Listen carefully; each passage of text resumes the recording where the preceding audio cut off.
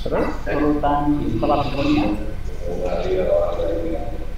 Ibu Muawana.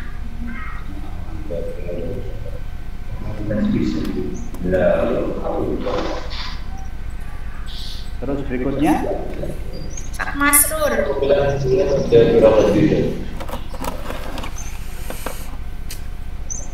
terus berikutnya Nur Fatimah. Fatimah terakhir berarti. Iya.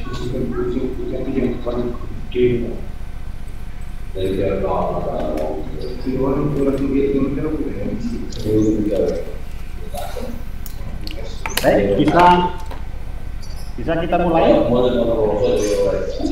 Insya Allah, Pak. Suara-suara yang masuk suara apa ini?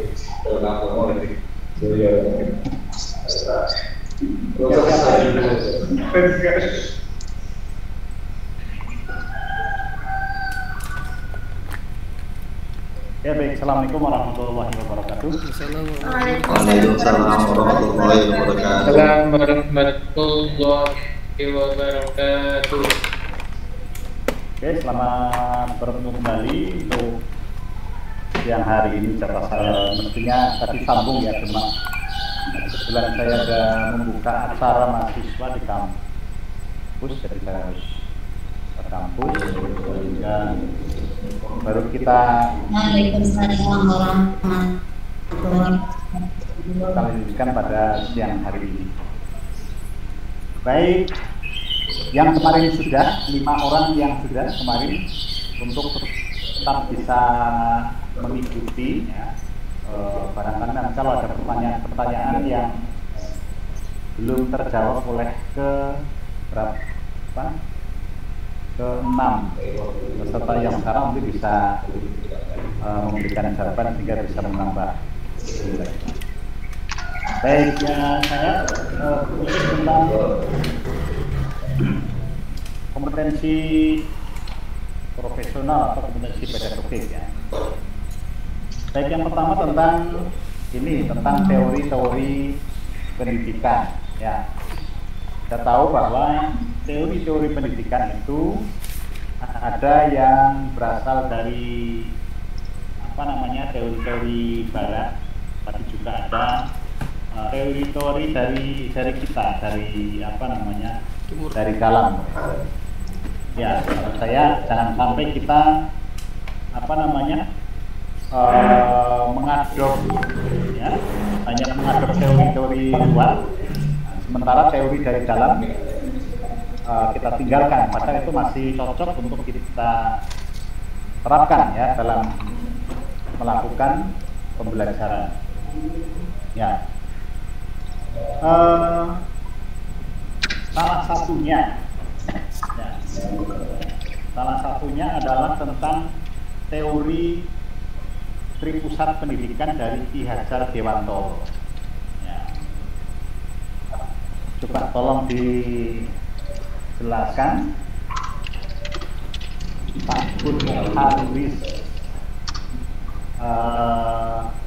Tripusat Pendidikan menurut Ki Hajar Dewantoro.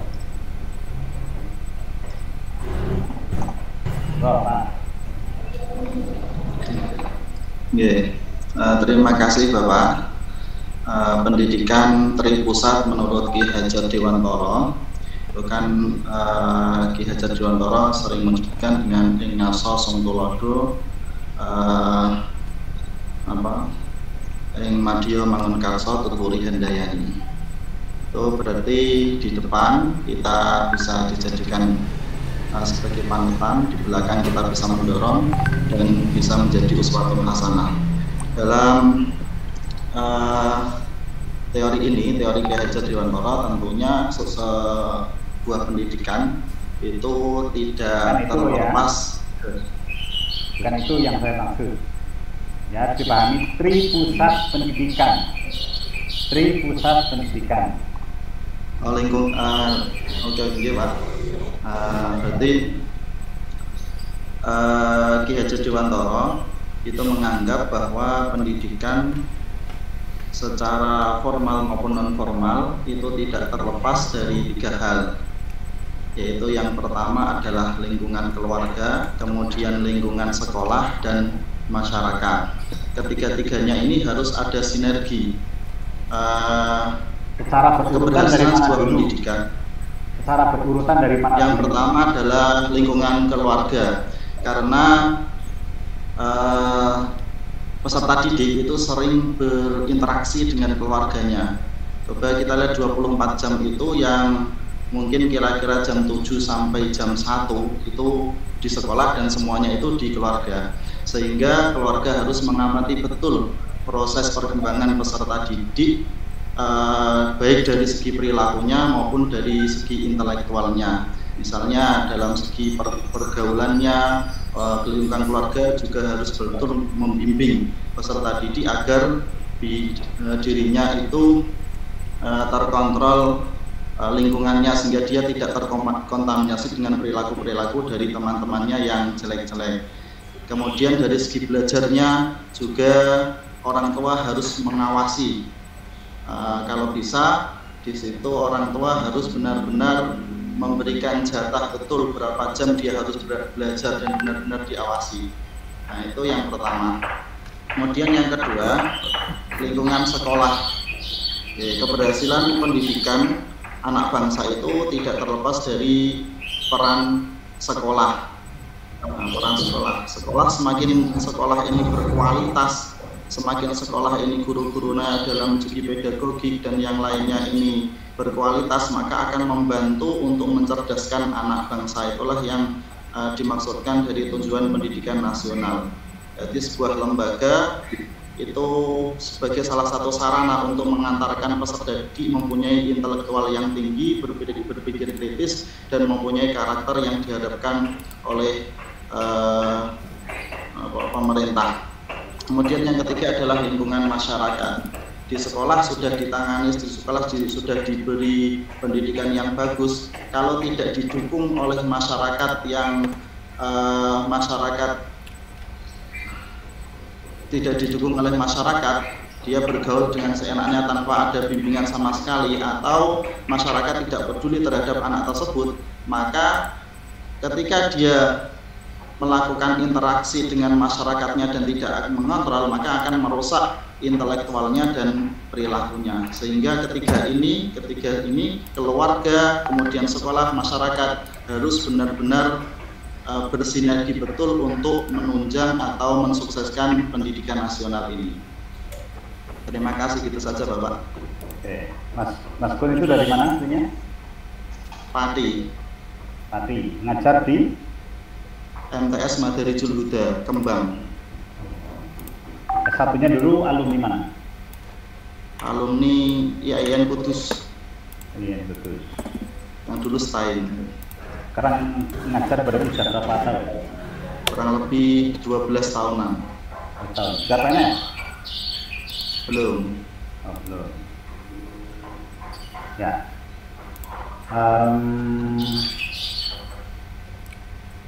Tadi sebelum menjelaskan tentang itu, tadi jenengan nyinggung tentang apa tadi? Ingarso Suntulodo atau apa tadi?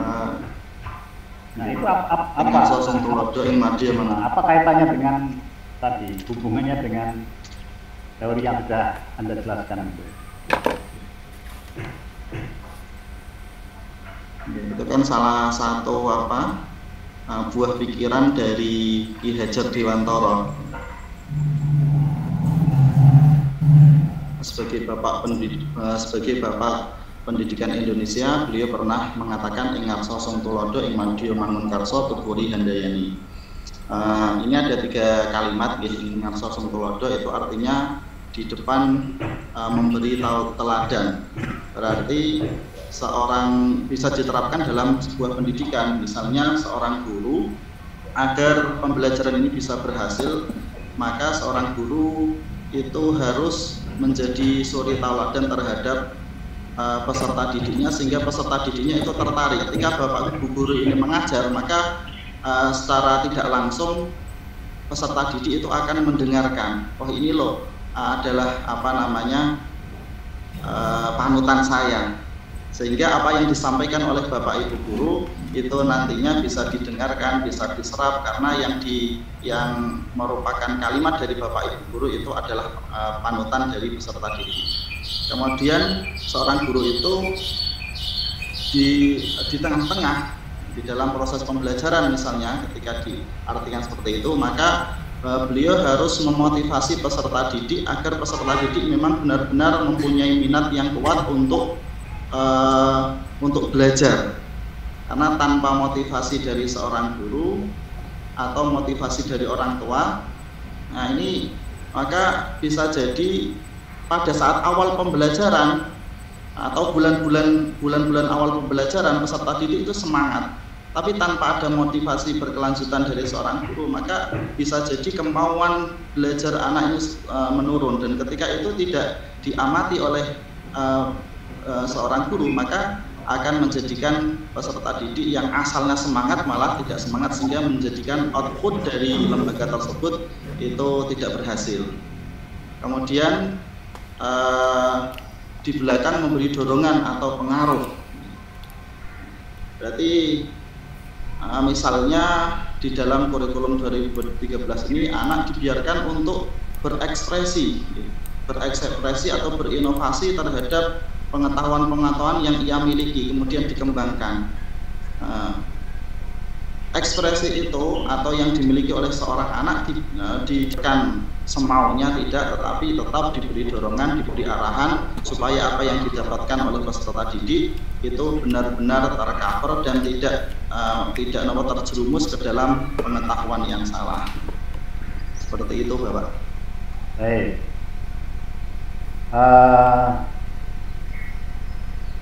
Bu Siti Hafidhah. Dengan setuju atau tidak bahwa yang mempengaruhi tingkat pendidikan anak itu tadi ada tripusat pendidikan itu, ada keluarga, masyarakat, sekolah. Setuju nggak? Atau mungkin ada tambahan lain yang bisa mempengaruhi? Saya setuju Pak, tapi saya ada sedikit tambahan. Tambahannya apa? Jadi berkaitan dengan tripusat pendidikan yang disampaikan oleh Ki Hajar Dewantoro, betul tadi seperti yang sudah disampaikan oleh Bapak Muhandis, ada keluarga yang pertama, kemudian yang kedua sekolah, kemudian yang ketiga masyarakat. Ketiga lingkungan ini sangat berpengaruh sekali terhadap pendidikan anak atau terhadap sikap dan perilaku anak itu sendiri, sehingga dalam keluarga itu memang nomor satu dalam pendidikan adalah keluarga. Dan tambahannya adalah menurut menurut K.H. Ahmad Dahlan adalah satu lagi sekolah keluarga, kemudian sekolah, masyarakat, kemudian sekolah, kemudian masjid. Itu tambahannya adalah masjid yang ditambahkan oleh K.H. Ahmad Dahlan, karena masjid dianggap sebagai pusat pendidikan, di mana ketika anak itu sering ke masjid, tentu saja memiliki perilaku yang berbeda dengan anak-anak yang tidak pernah ke masjid, ke lingkungan masjid. Itu Pak, berkaitan dengan tripusat pendidikan. Gimana caranya membuat masjid itu menjadi pusat pendidikan? apa selama ini ya, atau menurut pengamatan Anda atau pengalaman Anda, sudahkah masjid-masjid yang ada sekarang itu betul-betul sudah menjadi pusat pendidikan bagi anak atau orang tua atau siapa?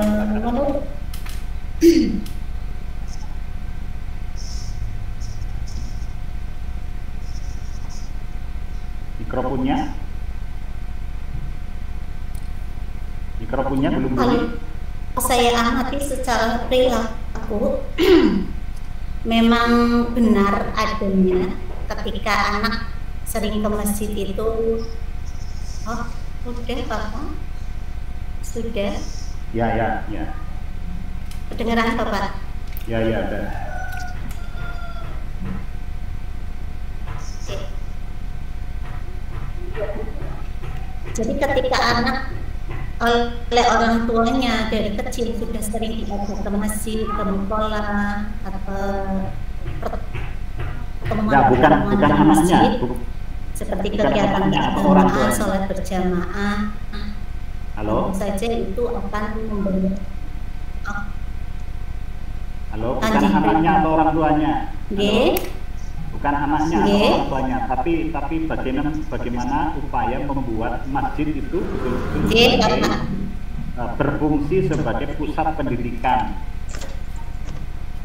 Ya, ini kan perlu sentuhan ya, belum di situ perlu ada manajemen masjid dan sebagainya. Gimana biar masjid betul-betul bisa diberdayakan sebagai pusat pendidikan anak, katakanlah pusat pendidikan masyarakat gitu ya. Jadi anak yang biasa ke masjid itu menjadi pinter ya, menjadi soleh-soleha, menjadi banyak informasi dan sebagainya.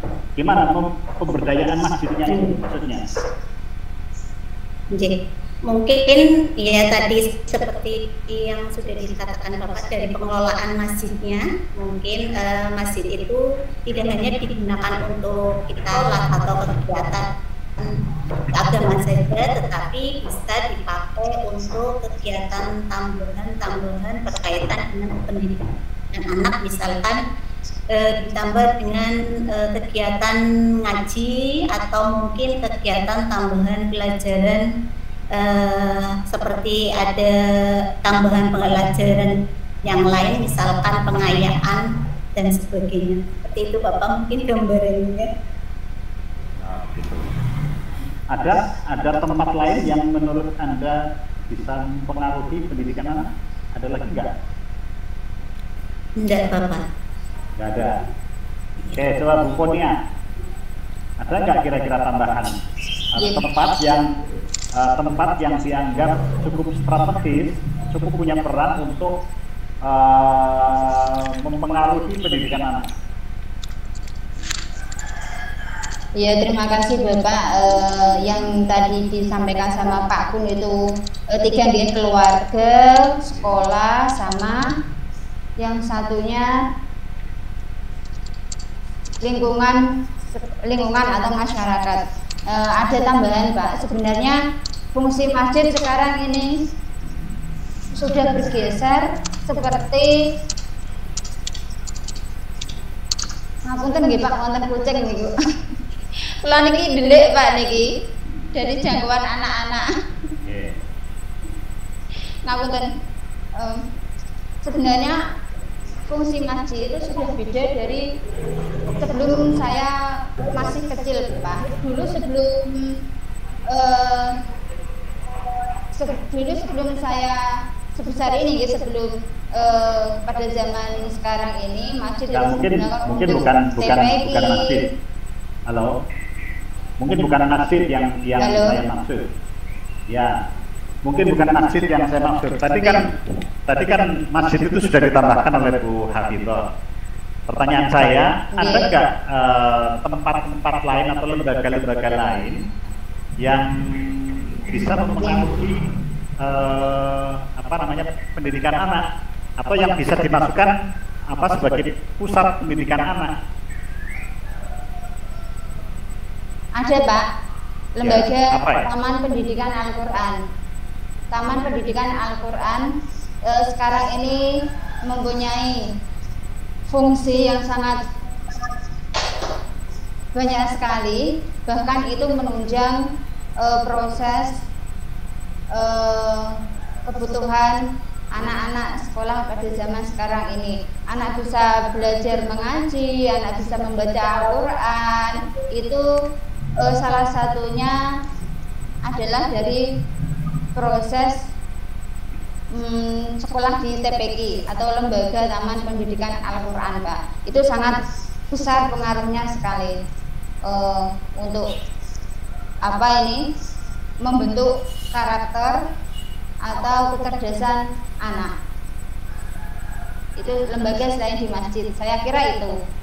Ya, kalau TPQ itu kan baru kemarin-kemarin ya belum lama. Yang sudah lama dan ini adalah betul-betul kontribusinya terhadap bangsa dan negara ini sudah nyata, sudah real ya. Itu apa ya? Pondok pesantren. Pondok. Ini sebenarnya apa namanya? Dipelopori oleh ulama ya. Cuma tokoh ini tidak secara secara tegas tidak menyatakan bahwa lembaga ini adalah sebagai pusat pendidikan. Tapi kalau dilihat dari upaya-upaya yang dilakukan, ternyata ini mengindikasikan bahwa tempat ini adalah tempat yang sangat strategis ya, sangat mempengaruhi terhadap pendidikan anak. Apa itu? Ya, mungkin saya menjawab pondok pesantren mungkin, Pak. Nah, betul, pondok pesantren itu kan ya. Jadi ada namanya keluarga, masyarakat, sekolah, kemudian pondok pesantren kan sudah masuk di dalam undang-undang, artinya diakui sebagai tempat yang memang sangat berpengaruh terhadap pendidikan ya. Jadi anak alumni pesantren dengan anak yang tidak nyantri itu perilakunya berbeda ya. Itu dari sisi perilaku, belum lagi dari sisi ilmu pengetahuannya ya. Walaupun di sebagian kecil itu ada pula yang alumni pesantren tapi maksudnya kurang baik, tapi ini jangan dilihat itunya ya, sebab orang tua memasukkan anak ke pesantren itu kan latar belakangnya macam-macam ya. Ada orang tua yang memasukkan pesantren memang dari awal niatnya ingin menjadikan anaknya itu pinter agama, kemudian jadi anak yang soleha. Jadi dari awal. Tetapi ada pula orang tua yang memasukkan pesantren itu karena orang tua sudah kewalahan gitu ya. Bengkel. Orang tua sudah kewalahan gitu. Ya sudah tahu caranya bagaimana, akhirnya masuklah pesantren. Nah ini yang hal-hal yang semacam itu yang kadang-kadang menjadi selilit ya, menjadi selilit pesantren gitu ya, serba salah gitu ya. Sementara kalau kiai kan pantang untuk menolak santri ya, karena memang niatnya ya ingin menjadi orang soleha ya. Nggih, matur suwun Bapak. Baik. Kalau tadi Bu Siti Habibah itu dari mana aslinya, Bu? Dari Tegal, Banten. Aslinya dari mana? Dari Tegal. Ngajar di mana? Ngajarnya di mana? Di MTS. S1-nya alumni? Alumni S1-nya mana? Dari IAIN Cirebon, Bapak. Oh, Cirebon. Ngajar sudah berapa tahun? Sudah 14 tahun, Bapak. 14 tahun ya. Oke. Oke, ngajarnya berarti apa? Mapel apa?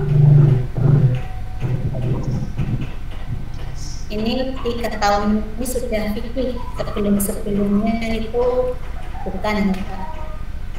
Sekarang udah fikih 3 tahun ini sudah ngajar fikih. Kalau Bu Konia aslinya mana? Saya Pati Pak, tetangga sama Pak Kun. Oh gitu, Pati. Tapi ketemunya di sini Pak, tetangga tapi ketemunya di sini. Oh gitu, ya nanti harus ada pertemuan darat silaturahim. Gitu. Ngajar di mana? Insya Allah. Ngajar di mana? Ngajar di MI daerah saya sendiri Pak. Alumni mana? Alumni Stai Pati Pak. Pati. Oke. Baik, Bu Muawanah ya? Bu Muawanah mana? Bu Muawanah dari mana Bu asalnya? Saya asalnya dari Tegal Pak. Tegal. Terus ngajar di MTSN Umur 1 Kramat dekat rumah juga. Oke, alumni mana? Saya alumni UIN Sunan Kalijaga Yogyakarta. Oh, Jogja. Sudah PNS? Belum Pak. Jadi guru profesional dulu, nanti tunjangannya bertambah ya. Oke, Bu Muawanah, tolong coba dijelaskan coba teori motivasi dari Abraham Maslow. Teori motivasi. Teorinya Abraham Maslow.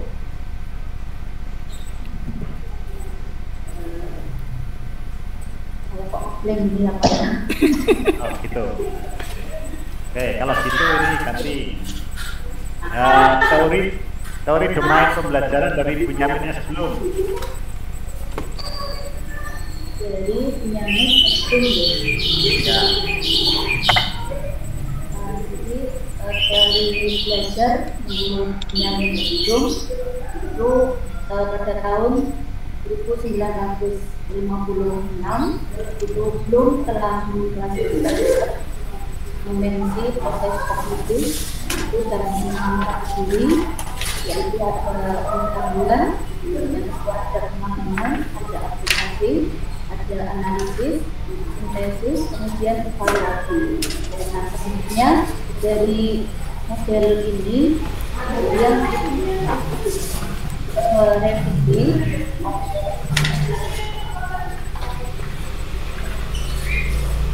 Anderson dan Redwell itu pada tahun 2001. Revisinya yaitu bahwa taksonomi Bloom itu memiliki pada taksonomi yang dibuat di Jepang, di mana ruang pendidikan tersebut dibagi menjadi lain. Pertama, kognitif Bloom atau tentang kognitif, yaitu yang berisi tentang perilaku-perilaku yang menekankan pada aspek intelektual seperti pengetahuan, pengertian, dan keterampilan berpikir. Kemudian yang kedua ada affective domain atau ranah afektif, itu berisi tentang perilaku-perilaku yang menekankan pada aspek dan emosi seperti minat, sikap, apresiasi, dan cara penyesuaian diri. Yang ketiga ada psikomotor domain atau ranah psikomotorik. Ini berisi tentang perilaku-perilaku yang menekankan pada aspek keterampilan motorik seperti halnya tulisan tangan, mengetik, berenang, mengapresiasikan mesin, dan lain-lain. Kemudian dari yang disampaikan oleh Bloom tadi juga direvisi kembali menjadi 2 dimensi, yaitu dimensi proses kognitif dan dimensi pengetahuan. di mana dimensi proses kognitif ini berkaitan dengan proses yang digunakan oleh siswa untuk dapat mempelajari suatu hal, sedangkan dimensi pengetahuan ini jenis pengetahuan yang akan dipelajari oleh siswa. Kemudian menurut Fredwall, ini tingkatan proses kognitif hasil belajar siswa berdasarkan definisi taksonomi Bloom tadi, ini bersifat hierarkikal, yang berarti bahwa kategori pada dimensi proses kognitif ini disusun berdasarkan tingkat kompleksitasnya. Seperti itu, Pak. Oke. Menurut pengamatan Anda, implementasi dari teori domain pembelajaran Benjamin Bloom ini di dalam kurikulum, ya, perbedaannya antara kurikulum KBK, KTSP, kemudian kurikulum 13 itu seperti apa penerapan terhadap teori ini dari tiga kurikulum ini? Yang membedakan di mana? Ada bedanya atau bagaimana? Di teori ini di kurikulum KBK seperti apa implementasinya, dan di kurikulum KTSP seperti apa implementasinya, dan di kurikulum 13 seperti apa?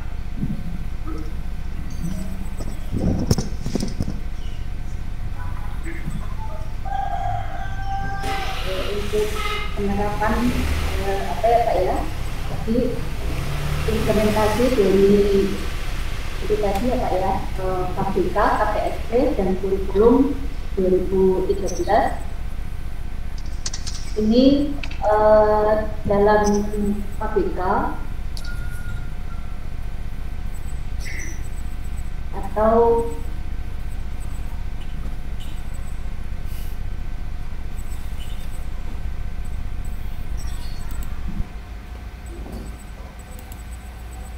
kalau di buku nggak ada. Ya. KBK kurikulum. Ya, yang pengalaman aja, pengalaman yang Anda rasakan ya. Anda kan kelihatannya produk ini kan, produk apa namanya, KTSP, KTSK ya. Ya, jadi kalau dari KTSP itu apa ya, guru masih di sana, artinya tidak dituntut apa namanya, administrasi yang begitu banyak. Sedangkan dalam alat 2013 diharapkan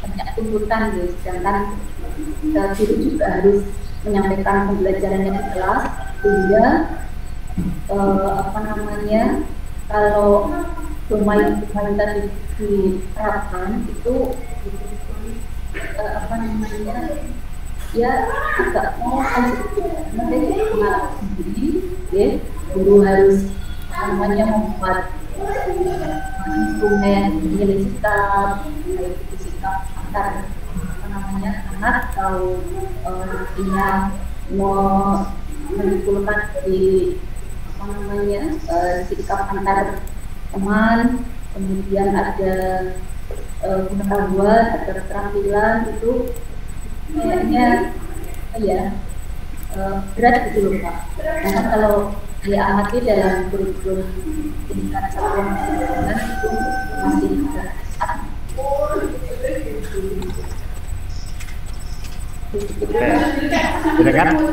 Dengan selama jadi guru itu tidur paling kasih jam berapa?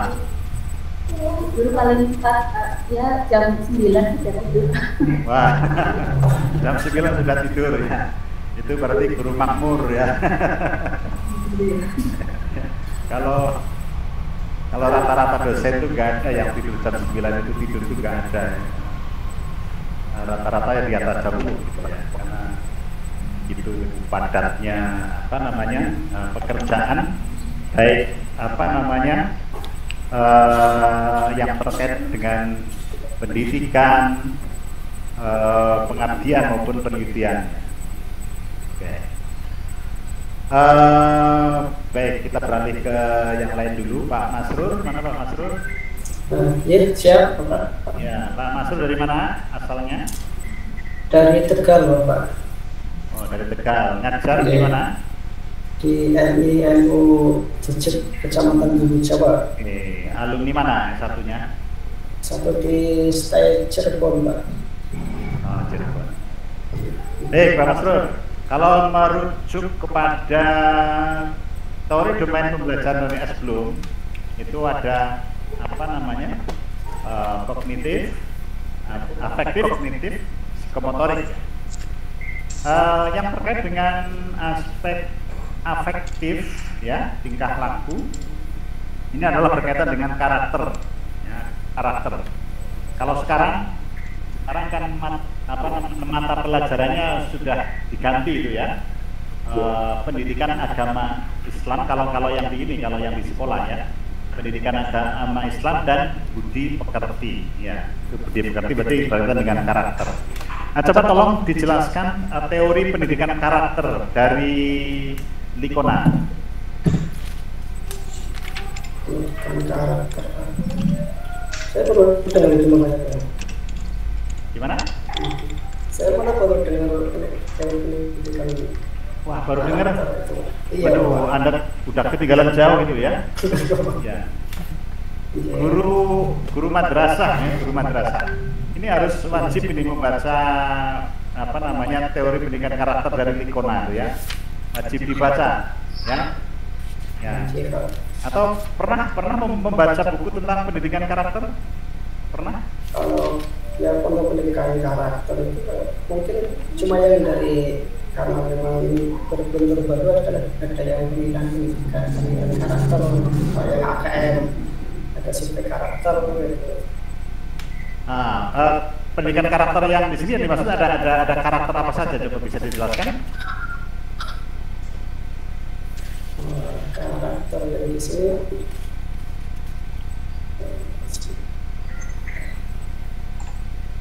mungkin dari sikap kepada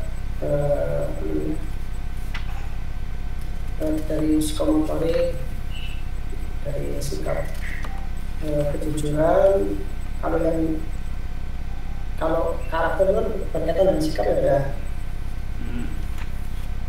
Ya, kalau yang dari sekarang kan ada kalau sikap disiplinan, termasuk kejujuran.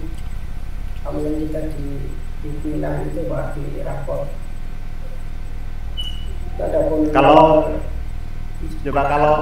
tujuan pendidikan menurut Undang-Undang Sisdiknas itu seperti apa? Kalau tujuan pendidikan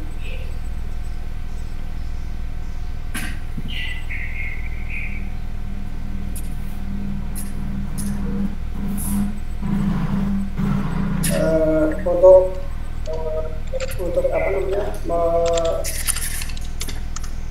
meningkatkan pengetahuan siswa, merubah yang sebelumnya sudah tahu dan merubah dari sikapnya yang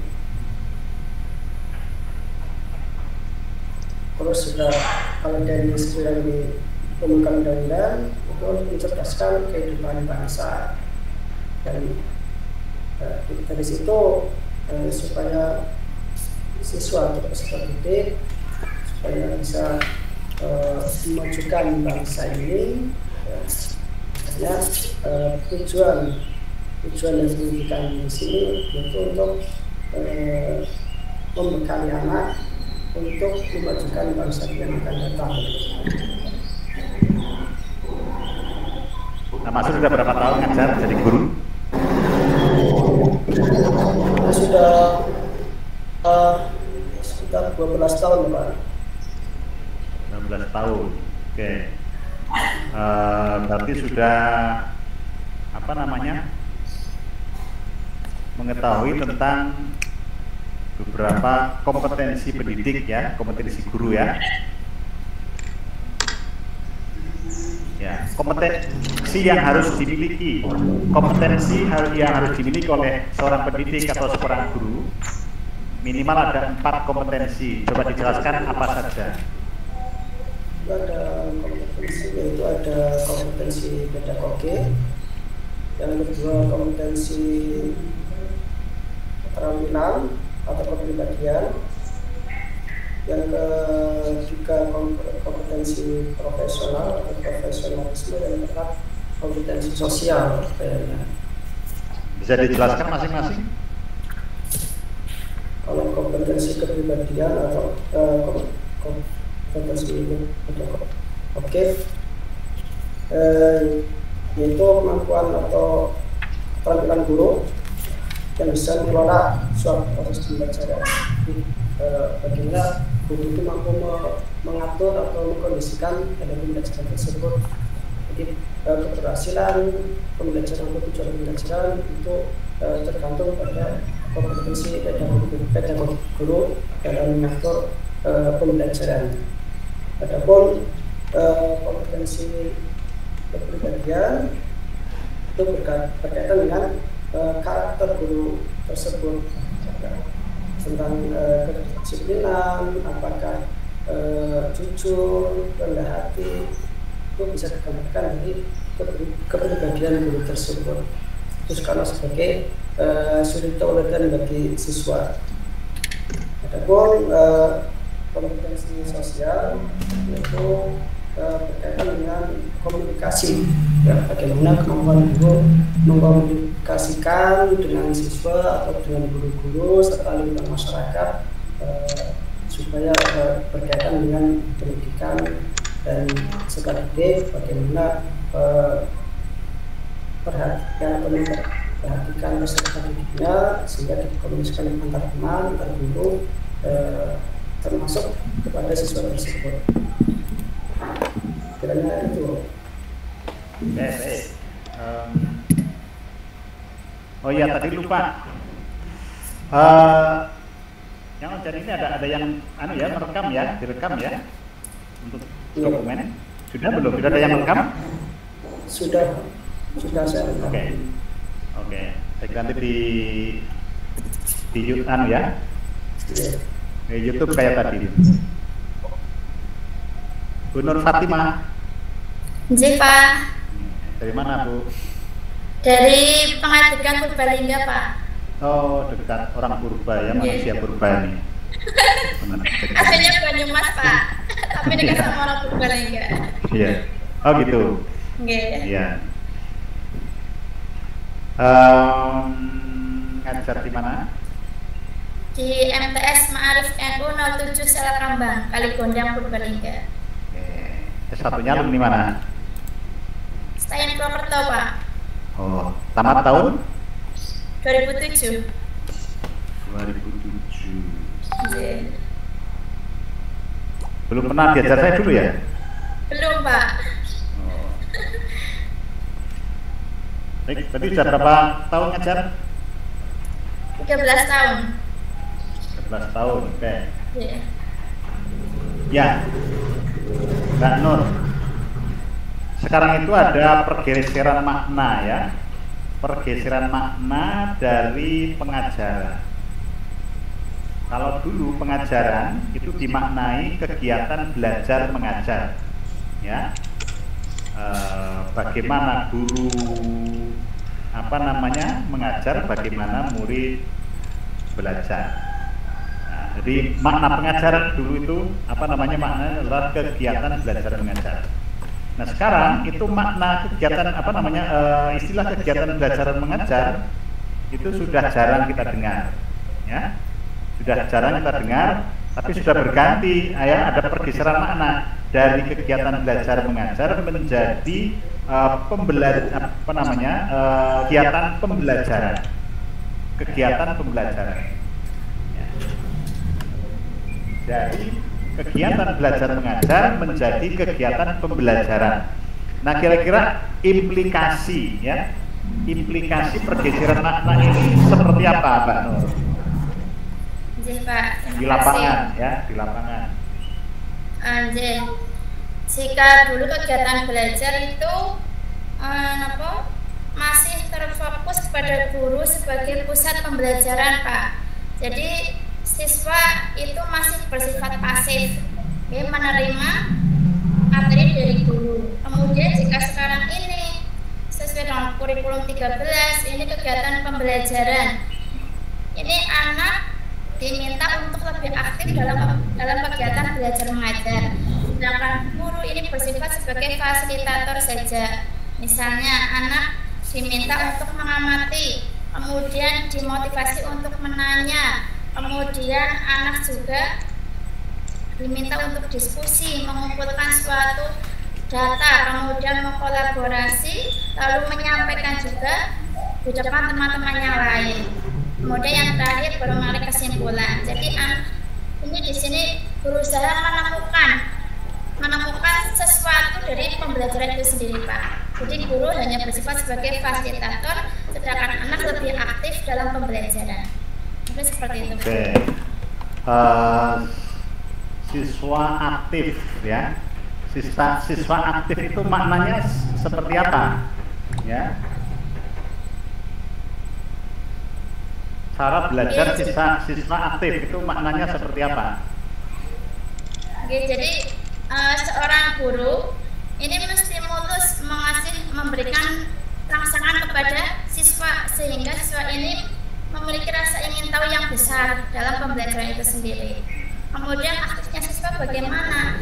Ya, siswa aktif dalam kegiatan proses pembelajaran tadi, menemukan atau memecahkan suatu problem permasalahan misalnya, atau menemukan suatu konsep dalam pembelajaran itu sendiri. Begitu, Pak. Oke, itu kalau dikaitkan dengan pola asuh menurut Ki Hajar Dewantara, ing ngarsa sung tulodo ing madya mangun karsa tutpuri handayani. Nah, itu gimana itu? Porsinya bagaimana pembagian pola itu? Dengan apa model kegiatan pembelajaran dalam arti apa namanya? Siswa lebih aktif di dalam berproses. Ngaso suntulodo artinya guru di depan harus menjadi teladan. Jadi seorang guru di sini selain dia juga harus menguasai pedagogi, seorang guru juga harus memiliki perilaku atau akhlak yang bisa dicontoh oleh anak didiknya. Kemudian ing madya mangun karso, di tengah memberikan bimbingan kepada siswa. Nah, ini mungkin porsinya lebih ke situ, Pak. Jadi membimbing anak supaya mereka lebih aktif dalam kegiatan pembelajaran. Kemudian menyemangati siswa, bagi siswa yang mungkin dalam pembelajaran masih lesu, kurang bersemangat. Nah, ini seorang guru fungsi di situ membimbing siswa tersebut. Kemudian tuturi handayani, di belakang memberi dorongan atau motivasi, memotivasi untuk tetap semangat kepada siswa-siswanya. Seperti itu, Pak. Ya. Kembali Pak Kun. Ya. Coba Pak Kun tolong jangan kan tahu ya tokoh-tokoh pendidikan ya. Ya, tokoh dari dalam negeri maupun tokoh dari luar ya, dari luar negeri. Coba sebutkan 5 tokoh ini ahli di bidang pembelajaran ya. Tokoh ahli di bidang pembelajaran beserta apa namanya pendapatnya atau teorinya. Satu siapa? Oke, kalau di Indonesia ya tadi Ki Hajar Dewantara, kemudian baik itu umum maupun Islami ya Pak. Ya.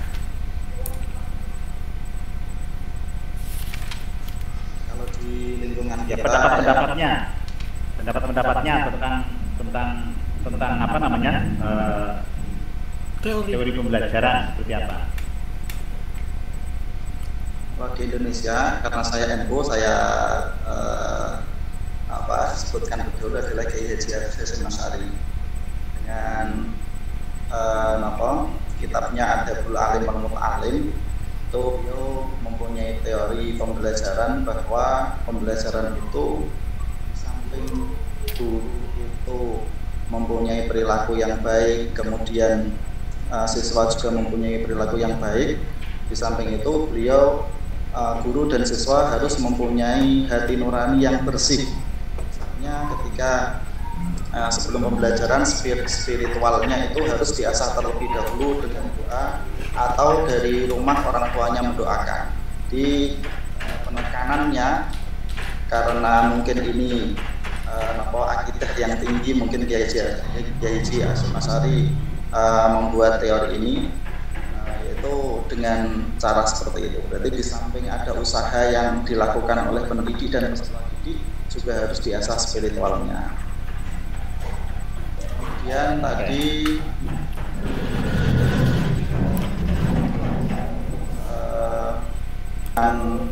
arifan di zamanihi, atau mengetahui zamannya, mengikuti keadaan zamannya, itu secara tidak langsung akan menjadikan orang tersebut tidak ketinggalan.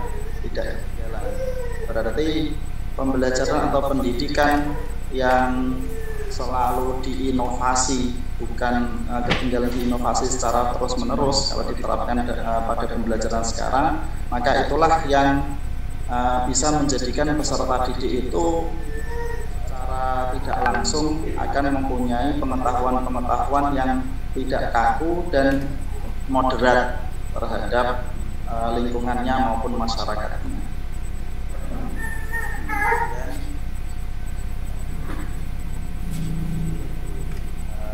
Tadi yang dikatakan Thomas Likona itu ya. Proses pendidikan menurut Thomas Likona itu mengatakan bahwa suatu pengetahuan terhadap perilaku itu akan menjadikan seseorang mempunyai perilaku yang baik.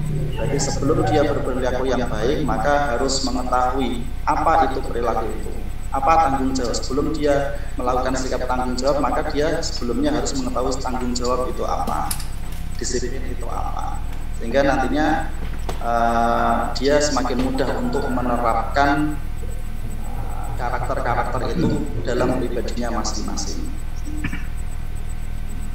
Kemudian mungkin itu yang saya tahu, Pak. Oke, ya. Bu Siti Hafidhah. Ya, Bapak. Bisa menambahkan?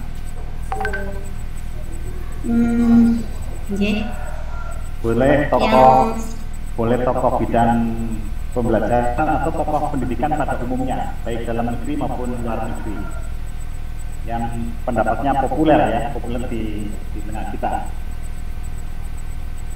Tokoh teori pembelajaran Bapak seperti John Locke sama J.J. Rousseau, itu yang saya tahu. Kemudian teori pembelajarannya ada teori konstruktif itu dan teori kognitivisme. Gimana itu dijelaskan? Jadi menurut teori kognitivisme itu belajar adalah perubahan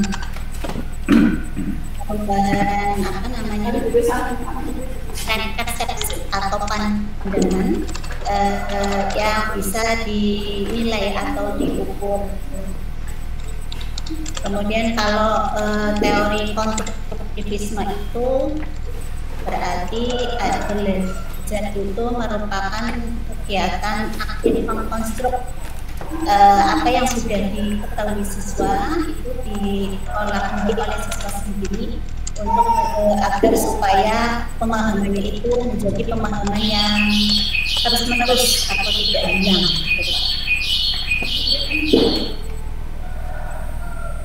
Baik, ini apa namanya?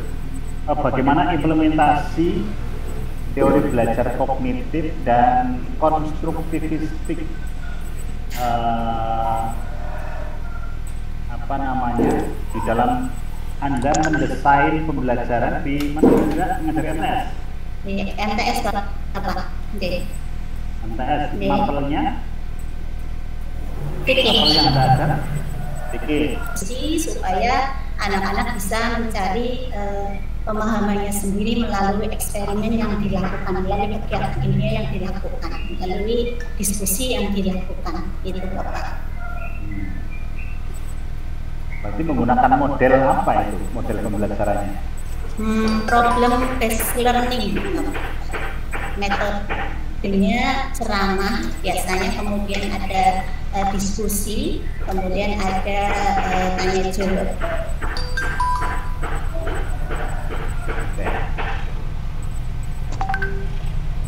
Memang perbedaannya model pembelajaran, pendekatan pembelajaran, strategi pembelajaran, metode pembelajaran, apa sih? Kalau model itu pola interaksi Bapak antara pendidik dan peserta didik di dalam kelas, dalam proses pembelajaran yang meliputi strategi, kemudian metode, kemudian cara yang dilakukan. Kalau metode itu cara pendekatan dulu. Kalau pendekatan itu sudut pandang dari pembelajaran yang dilakukan oleh guru. Dengan metode itu cara yang digunakan guru untuk mengimplementasi rumusan RPP yang sudah dibuat untuk mencapai tujuan, gitu Bapak. Kalau strategi itu berarti taktiknya, membela hidup dengan cara ya. Strategi itu berarti cara yang strategi itu taktik atau cara yang digunakan untuk membuat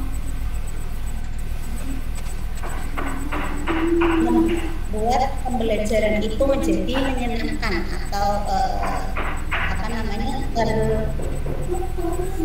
tercover atau terhandle dengan baik, gitu Bapak.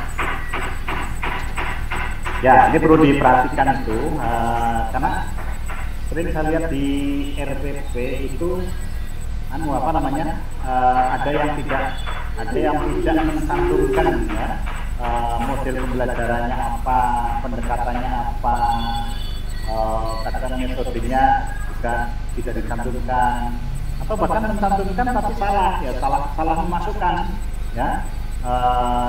Jadi salah memasukkan itu kan berarti sama saja belum tahu ya, belum bisa membedakan mana model, mana pendekatan, mana strategi, mana metode. Ini yang harus dibedakan. Baik, berikutnya Bu Poninya.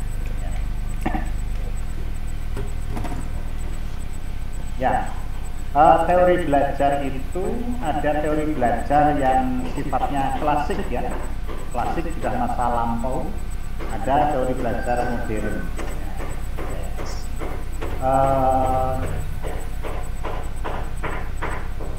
Kalau teori belajar kognitif, konstruktivistik ya, kemudian ada humanistik ya, behavioristik, itu termasuk ya teori modern ya. Kalau yang klasik itu ada teori ini, stimulus respon. Teori stimulus respon. Bisa dijelaskan bagaimana ya teori belajar klasik ya, dari stimulus respon dari Bonn ya, atau Sorbonne. Bisa dijelaskan? Stimulus respon. Mikrofonnya, Bu Monia.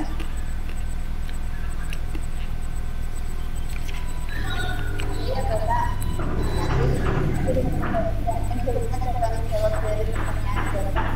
pada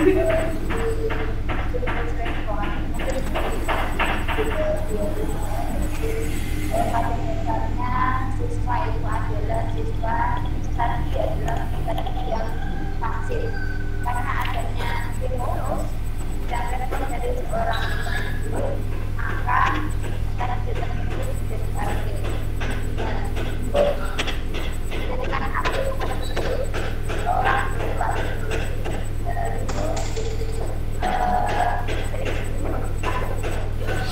suaranya kurang begitu jelas ya.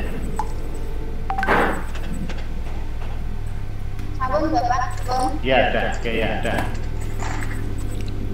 mungkin seorang pendidik atau guru harus sering-sering memberi stimulus pada siswa tadi agar menjadi siswa-siswi atau peserta didik yang aktif dalam mengikuti pembelajaran. Ini mungkin hampir sama dengan bioritme Pak, yang apa ini mengatakan bahwa seorang siswa itu dimulai dari siswa didik yang aktif karena ada stimulus dan respon dari seorang siswa menjadikan siswa didik tersebut menjadi aktif. Mungkin seperti itu Pak. Oke ya. Baik, kalau Bu Muawana coba.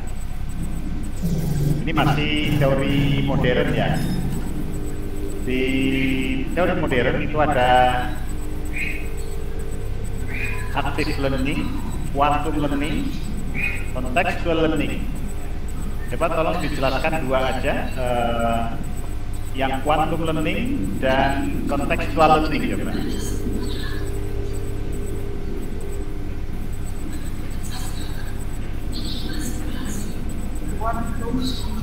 Ya, quantum learning sama contextual learning.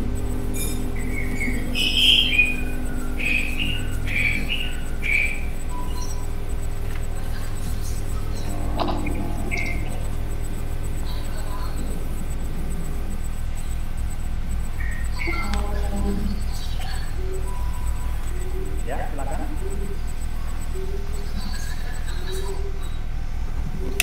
Sambil mengulang, Pak Masrur, coba Pak Masrur. Pertanyaan yang sama coba dijawab. Quantum learning ya Pak? Quantum learning, contextual learning. Kalau quantum learning itu gabungan yang seimbang itu antara kerja dan bermain, belajar dan bermain. Untuk quantum itu juga menyatakan kesadaran bahwa belajar itu bukan hanya tentang informasi yang dipelajari, melainkan juga cara atau alasan kenapa mempelajarinya. Mungkin biasanya melakukan antara bermain sambil belajar gitu Pak. Yang konsep quantum learning ya. Kalau yang tadi topiknya apa gitu? contextual learning. Contextual learning itu belajar suatu konsep atau lebih konteks belajar yang membantu guru mengaitkan itu antara materi yang diajarkan dengan situasi yang kenyataan. Jadi dikaitkan misalnya tentang minuman halal, dikaitkan dengan keadaan yang sebenarnya di lingkungan masyarakat seperti itu Pak. Jadi mungkin lebih apa namanya ke fakta. Jadi bukan hanya materi tapi juga diterapkan langsung, diperkenalkan langsung kenyataannya. Gitu, Pak.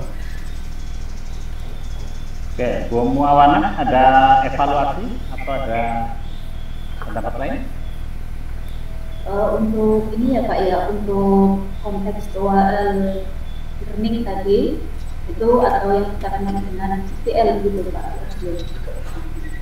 Itu berarti diartikan bahwa mengajar dan belajar ini dapat membantu guru untuk dapat menghubungkan mata pelajaran dengan situasi yang berlangsung. baik itu situasi nyata agar dapat memberikan motivasi kepada siswa. Jadi contextual learning ini erat kaitannya dengan pengalaman yang nyata atau pengalaman yang memang di siswa. Kemudian dari tujuan contextual learning ini sendiri, ini dapat membekali siswa dengan pengetahuan secara fleksibel melalui dari satu permasalahan ke permasalahan yang lain. Kemudian arti dari mentransfer di sini memberikan agar anak mampu untuk bisa berpikir dengan dirinya sendiri,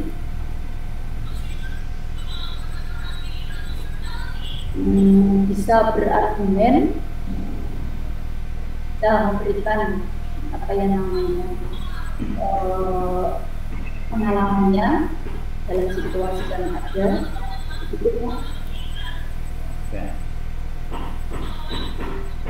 Bu Nur Fatimah. Ya. Tolong dijelaskan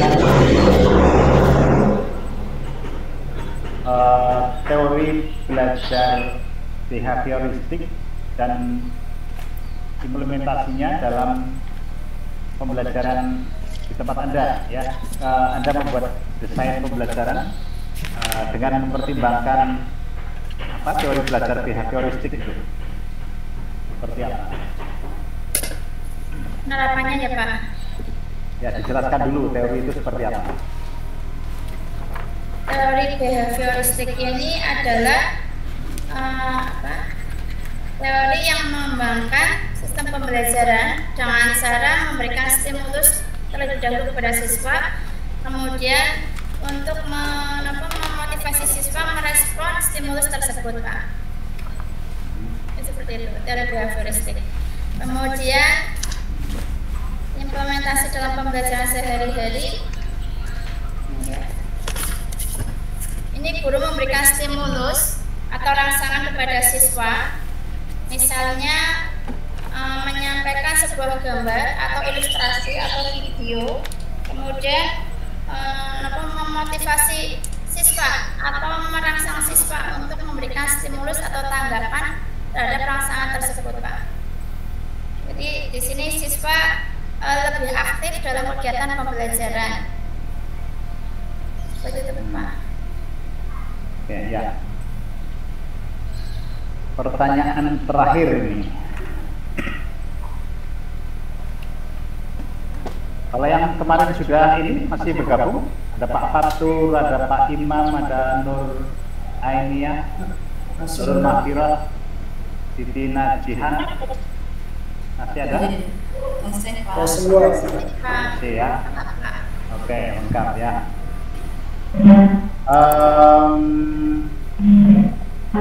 Kembali ke Pak Kun. Ya. Bagaimana implementasi pendekatan TIPA di dalam pembelajaran apa? Jadi kan mengajar apa, Pak Kun? Mengajar fikih. Oke, fikih ya. Implementasi pendekatan TIPA dalam pembelajaran fikih di MTS. Pak TIPA, Technological, Pedagogical, and Content Knowledge.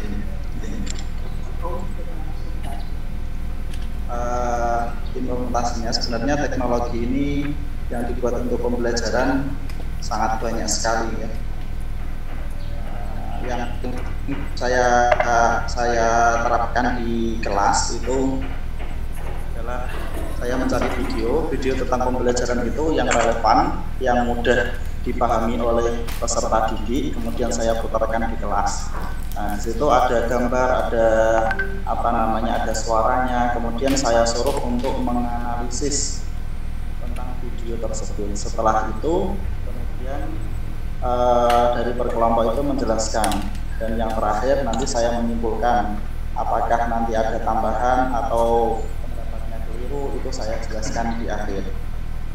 Kemudian selain itu yang lebih menarik lagi, saya ketika di rumah saya membuat semacam kuis di dalam puisi itu, karena baru maraknya itu saya buat di sini. Nanti kayak sebuah versus atau ditandingkan siapa yang mempunyai nilai yang paling unggul, yang paling tinggi itu siapa, dengan soal-soal yang saya berikan lewat puisi itu. Itu yang sering saya terapkan, Pak.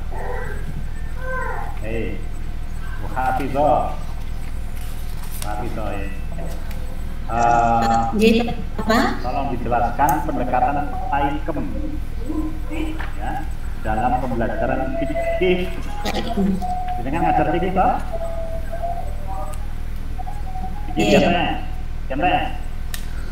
Fikih MTS. Ya. Itu berarti pembelajaran item itu berarti pembelajaran aktif, inovatif, kreatif, dan menyenangkan gitu Pak. Jadi dalam pembelajaran tentunya yang saya terapkan bagaimana saya yang pertama memahami peserta didik saya dulu, bagaimana cara belajar mereka, karena belajar mereka kan berbeda-beda, ada yang secara visual, yang ada yang auditorial, ada yang secara kinestetik gitu. Jadi saya mencoba dalam pembelajaran saya menggunakan beberapa metode yang membuat pembelajaran itu menyenangkan dan kreatif, menyenangkan seperti itu. Ya, sudah. Bu Ponia, coba tolong dijelaskan tentang apa namanya pendekatan saintifik ya, saintifik, kemudian implementasinya dalam pembelajaran. Jenengan ngajar apa? Fikih juga? Fikih gimana MTS atau MI? MI ya.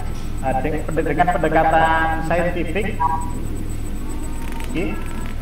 ya, mapel coba ditolong. MI itu seperti apa?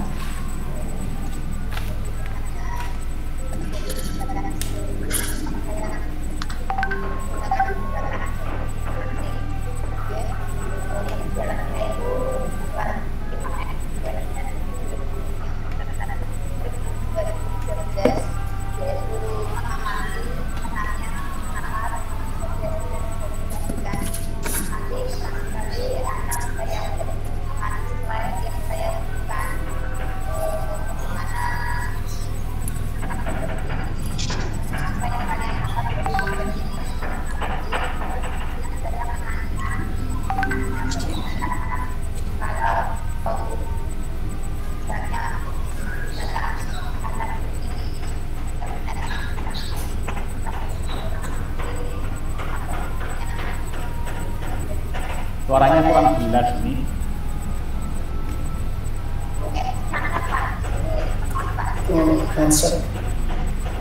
Ya, kompresor. Terus yang ketiga siapa dari materi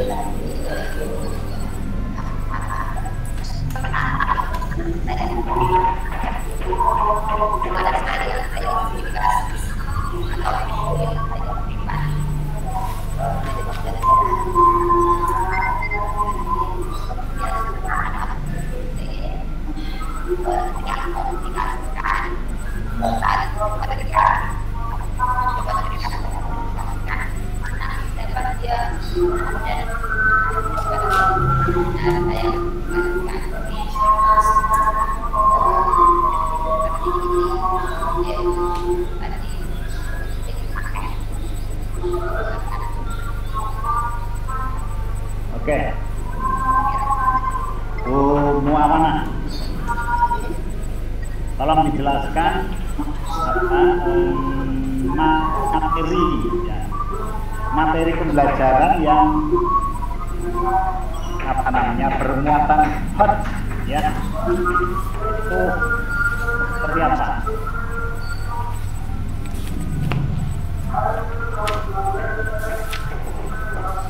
Jadi materi pembelajaran yang bermuatan hot itu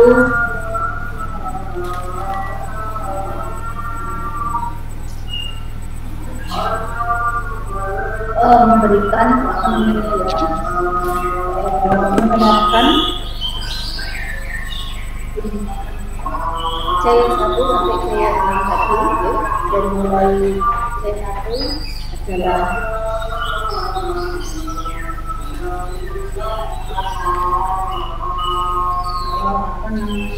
mengingat, kemudian C2 memahami, C3 menerapkan, C4-nya menganalisis, C5 mengevaluasi, dan C6 mencipta. Kemudian C1 sampai C3 ini bisa dikatakan masih tampilan tingkat rendah. Kemudian untuk C4 sampai C6-nya ini sudah dalam bentuk tampilan berpikir tingkat tinggi. Nah, dalam implementasinya sendiri ini mengajak anak antara lain dapat menganalisis, jadi kasus-kasus atau menjadi fakta-fakta yang diberikan oleh guru. Kemudian dari kasus-kasus ini anak dapat mengevaluasi. Kemudian yang terakhir adalah anak dapat mencipta atau anak dapat menyimpulkan begitu. Jadi guru memberikan pemahaman pada anak untuk dapat bisa berpikir, bermanfaat, dan guru ini juga tidak hanya mengusulkan saja, sehingga perlu yang namanya berikan stimulus-stimulus, kemudian tanggung jawab, mengembangkan keterampilan berpikir anak yang kritis, berpikir anak yang kreatif, kemudian berpikir anak yang inovatif. Kurang lebih seperti itu, Pak. Baik. Oke, Pak Masrur, tolong coba dijelaskan langkah-langkah pembelajaran menggunakan model discovery learning, coba. Dengan menyelesaikan mapel dan tempat Anda mengajar di mana. Untuk discovery learning itu langkah-langkah yang harus dilakukan. Pertama itu kita membuat perencanaan dulu. Perencanaan tujuannya pembelajaran itu seperti apa, dilihat dari analisis IKD dan indikator kompetensi pencapaian dan kompetensi. Setelah itu proses pelaksanaan itu dengan memberikan rangsangan dulu, stimulus berupa pertanyaan atau melalui pengamatan dari sebuah gambar. Sekaligus nanti setelah itu anak menjelaskan apa yang ada di dalam gambar tersebut, atau menjelaskan apa yang ditanyakan kepada siswa. Terus mengidentifikasi permasalahan, siswa menjelaskan, terus kita identifikasi atau permasalahan yang ada dalam materi. Terus ada semacam pengumpulan data, mengumpulkan data tentang materi sekaligus penilaian. Setelah terkumpulkan, nanti ada pengolahan data, bagaimana setelah dikumpulkan diolah. Nanti setelah untuk pengolahan itu, nanti kita hitung dengan cara tertentu serta ditafsirkan pada cara yang tertentu, nanti diproses, terus dibuktikan, kita simpulkan bersama-sama. Ini terakhir penyimpulan, menarik kesimpulan dari sebuah materi, inti dari materi yang sudah dipelajari. Oke. Seperti itu. Yang terakhir Nur Fatimah. Kalau menggunakan model apa namanya contextual teaching learning, itu langkah-langkahnya seperti apa?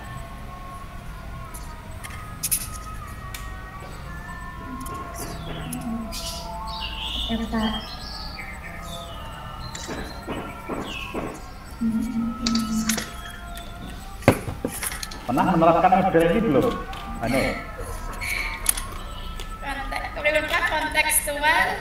Kontekstual teaching learning.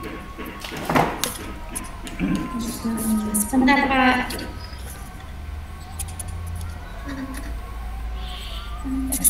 CTL apa nggih Pak? Bahasa CTL apa nggih? Ya.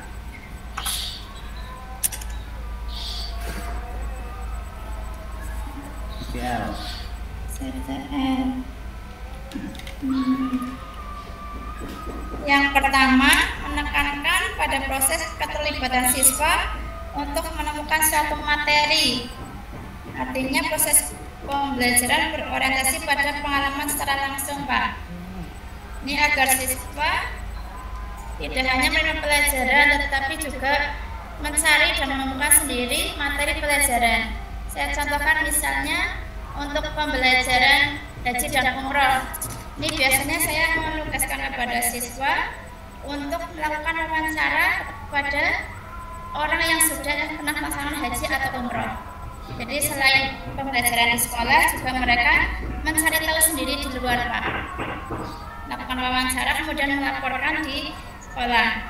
Kemudian yang berikutnya, mendorong siswa agar menemukan hubungan antara materi yang dipelajari dengan situasi kehidupan nyata. Ini siswa dituntut untuk dapat menangkap hubungan antara pengalaman belajar di sekolah dengan kehidupan nyata. Misalnya di sekolah saya menjelaskan tentang teori kurban. Di situ juga ada diskusi. Kemudian saya juga menugaskan kepada siswa untuk melakukan pengamatan secara langsung, Pak, di lapangan. Mereka melakukan pengamatan, wawancara ketika proses penyembelihan binatang kurban. Ini rutin untuk setiap tahun. Kemudian berikutnya mendorong siswa untuk menerapkan pengetahuannya dalam kehidupan. Jadi diharapkan setelah mereka belajar di sekolah, kemudian mencari tahu secara langsung dalam kehidupan nyata melalui pengamatan, wawancara. Nah, mereka nantinya betul-betul paham dan diharapkan bisa melakukan dalam kehidupan yang nyata. Begitu, Pak. Oke, ya. Oke, Mbak Nur Ainiyah mana ada? Pak. J. Ya. Kemana katanya mau curhat apa?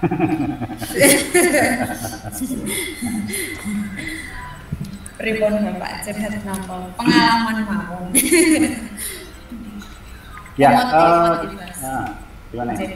Jadi terkait dengan ini ya, karena yang banyak saya temukan, pertama itu di RPP masih saya temukan kadang itu di tujuan pembelajaran ya. Jadi tolong untuk tujuan pembelajaran itu harus dirumuskan dengan kata kerja yang operasional, ya, yang mudah diukur. Ya. Jadi tujuan pembelajaran itu ngukurnya harus jelas, ya harus jelas. Tapi kadang masih saya temukan tujuan pembelajaran itu apa namanya, peserta didik dapat memahami. Nah, untuk mengukur memahami bahwa anak itu paham atau belum itu pakai apa kan? Susah kan ukurnya, ya. Jadi yang operasional, yang ukurnya itu gampang. Jadi terlebih kalau untuk aspek apa namanya, aspek kognitif dan motorik itu harus jelas apa namanya, ukurannya, ya. Mungkin kalau yang afektif mungkin agak bisa ditoleransi, ya. Tapi kalau untuk aspek kognitif dan psikomotorik itu jelas betul-betul harusnya seperti apa. Kemudian ketika Anda membuat apa namanya, instrumen penilaian, ya tolong juga yang bisa mengakomodir tiga domain tadi, domain afektif, kognitif, dan psikomotorik.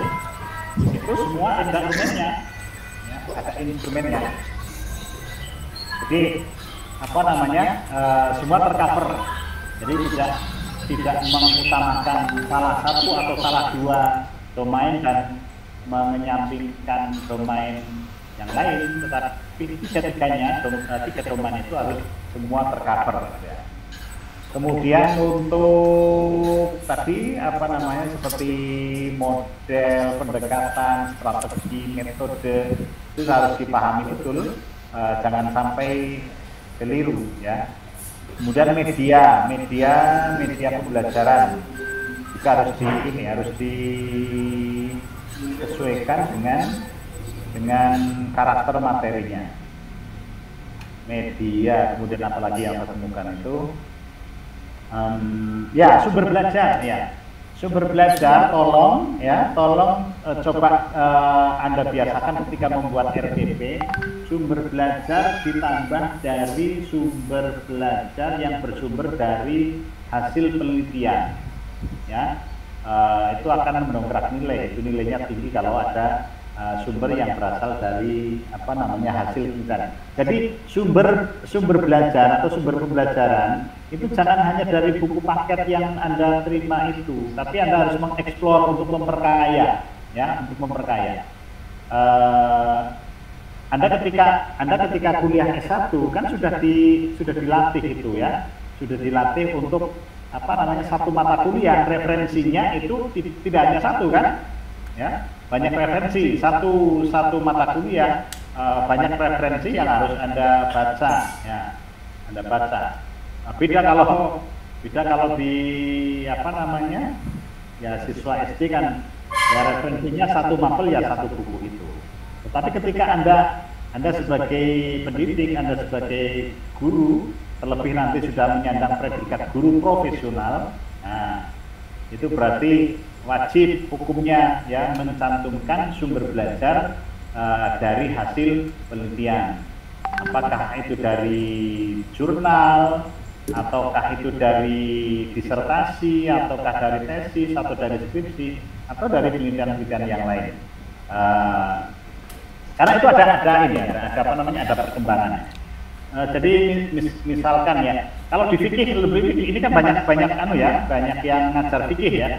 Itu fikih banyak sekali apa namanya, hasil penelitian yang memperkuat, ya, lebih memperkuat apa namanya,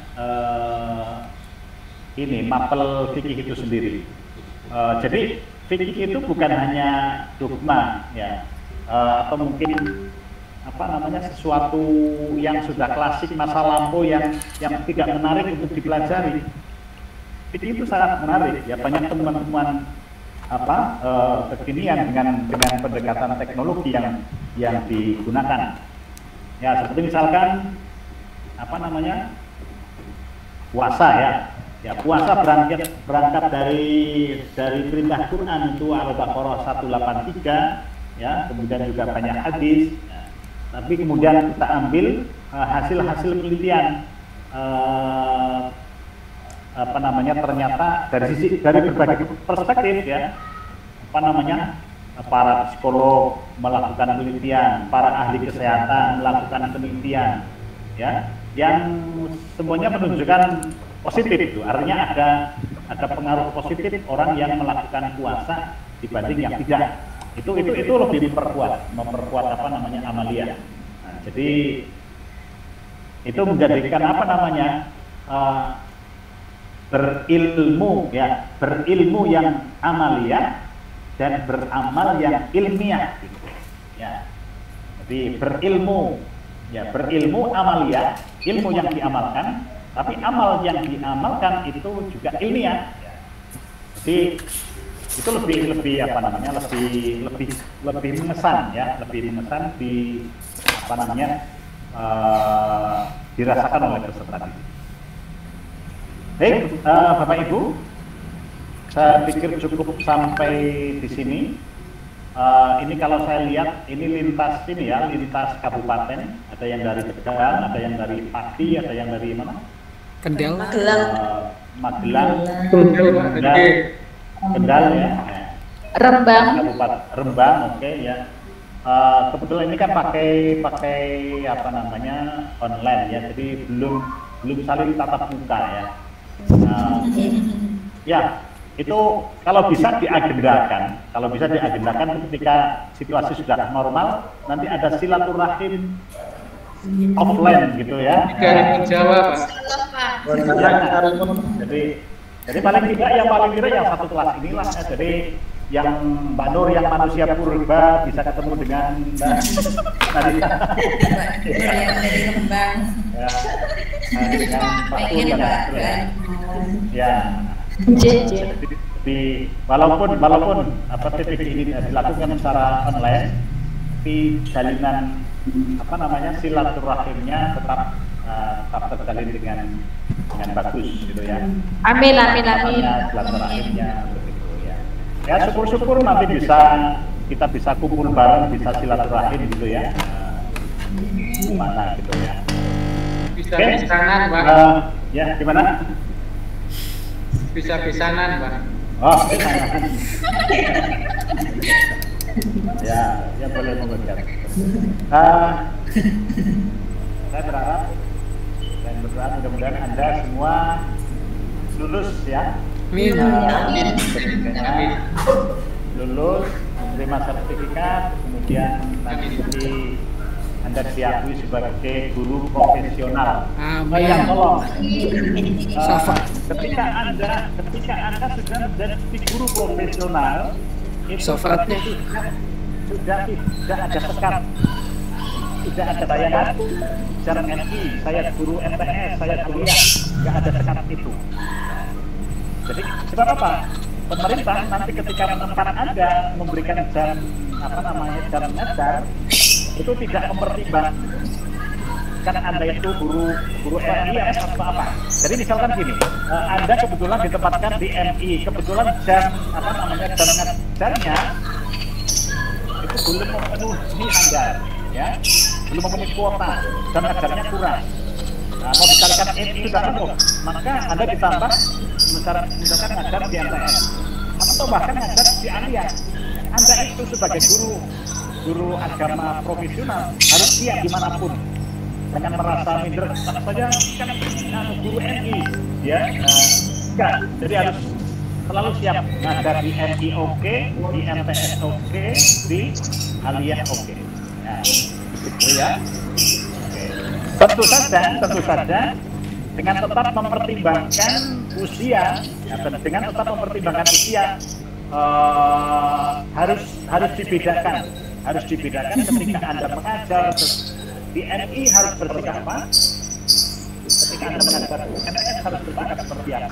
Ketika Anda mengajar di aliyah harus seperti apa? Karena memang karakter tiga kelompok itu berbeda-beda. Jadi jangan biasanya Anda sudah di MI, kemudian kebiasaan dan ngajar di MI terbawa diajar ketika di aliyah. Nah itu tentu peserta didik aliyah yang kurang merasa puas, ya, kurang merasa puas. Nah, ketika peserta didik merasa kurang puas kan keprofesionalan Anda kan dipertanyakan ya. Itu begitu.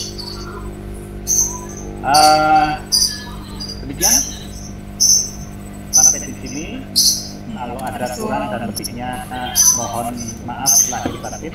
Sebelum kita tutup mungkin ada yang mau menyampaikan apa namanya dua patah kata harus. Pak Masrul mewakili kita Pak semuanya Pak.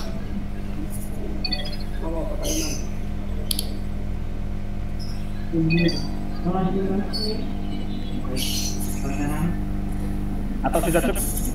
Kalau sudah cukup ya kita tutup saja. Intinya kita semua matur nuwun sangat Pak atas bimbingannya, atas ya kesediaan waktunya Bapak membimbing kita semua. Mudah-mudahan ilmu yang Bapak berikan kepada kami menjadi jariah untuk Bapak, dan mohon doanya kami semua bisa lulus semua Pak. Terima kasih Pak. Assalamualaikum warahmatullahi wabarakatuh. Lebih syafaatnya. Baik. Ya. Yang penting kan tuntutannya ya. Yang penting Anda itu sudah melakukan ikhtiar lahir batin secara maksimal ya. Jadi jangan melakukan ikhtiar tapi seadanya semaunya. Betul-betul sudah melakukan ikhtiar zahir batin ya secara maksimal. Jangan mengandalkan syafaat terlebih dahulu ya. Syafaat itu nanti terakhir ya. Syafaat itu terakhir ya. Jadi jangan belum apa-apa mengandalkan syafaat ya. Usaha dulu yang mana. Ya, mudah-mudahan Anda mendapatkan hasil yang terbaik dan barokah. Amin. Baik, demikian Bapak Ibu. Karena waktu sudah sore, mari kita akhiri dengan bacaan Alhamdulillah.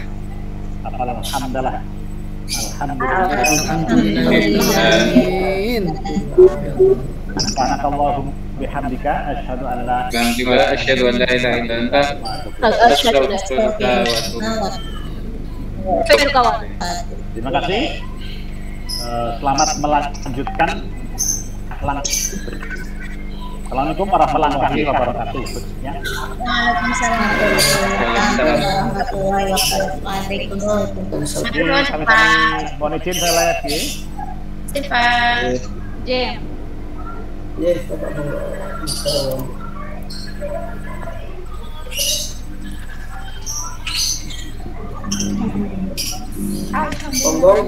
Alhamdulillah. Selesai Pak Ketua, ya Allah. Besok acaranya apa ya? Senin ya? PPL. Teknisnya bagaimana di PPL? PPL tugasnya apa aja ya? Apa kita syuting lagi praktek? Iya, biasanya itu kan ada sebelumnya mungkin hari Minggu ada pembekalan PPL dari PTK biasanya ya, terkait teknis PPL itu seperti apa. Terus pelaksanaannya itu kita seperti kemarin, kalau yang istri saya itu seperti kita membuat mempraktekkan 3 RPP ini ya, RPP 1, RPP 2, RPP 3 sekaligus kita juga membuat atau mulai menggarap PTK. Kemarin proposalnya, sekarang kita PPL sekaligus proses PTK berjalan, karena kan di situ di PTK ada siklus 1, siklus 2, dan siklus 3.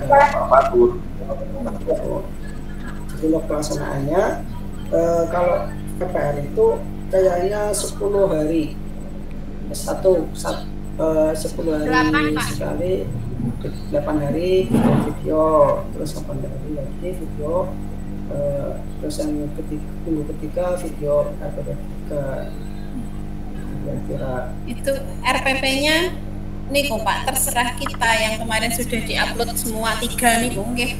RPP ini ya, RPP yang sudah diupload itu kan RPP siklus 1, siklus 2, siklus 3 nanti bisa di PPL kan.